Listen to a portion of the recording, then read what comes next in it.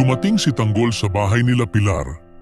Hindi siya nagdalawang isip na sumugod at makipagbakbakan sa mga tauhan nito.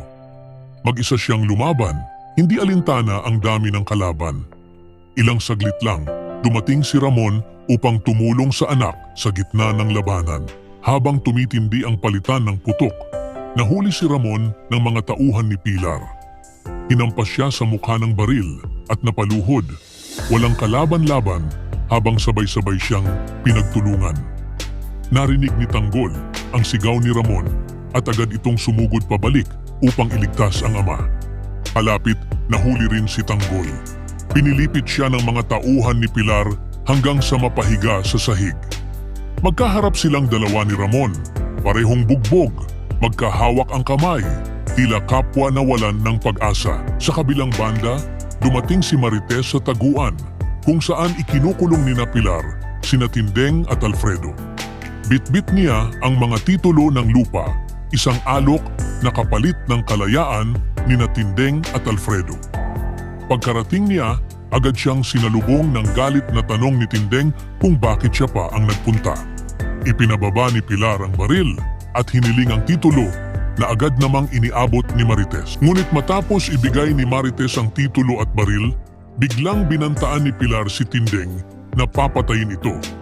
Walang pag-aalinlangan, lumaban si Tindeng at nakipag-agawa ng baril. Samantala, si Tanggol at Ramon ay patuloy na sinasaktan. Pinagsusuntok sila ng mga tauhan ni Pilar, tila wala ng lakas para lumaban. Naririnig ang sigaw nilang mag-ama habang patuloy ang pananakit sa kanila. Hinila si Tanggol at isinampal sa pader. Halatang bugbog na siya, hindi na halos makatayo. Isang tauhan ang nagbanta na papatayin siya, kaya napasigaw si Ramon mula sa kinahihigaan.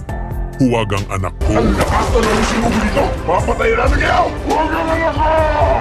Sa kabilang banda, tinutukan ng baril ni Pilar si Tindeng habang nanatiling nakatingin lamang si Marites, hindi makagalaw sa takot.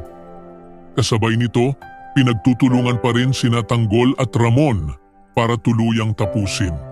At sa isang iglap, walang babala, binaril ni Pilar ang kanyang baril. Sa harap ng matinding panganib, umigting palalo ang determinasyon ni Tanggol, Ramon at Marites para ipaglaban ang kanilang pamilya, kahit pa kapalit nito ang sariling buhay.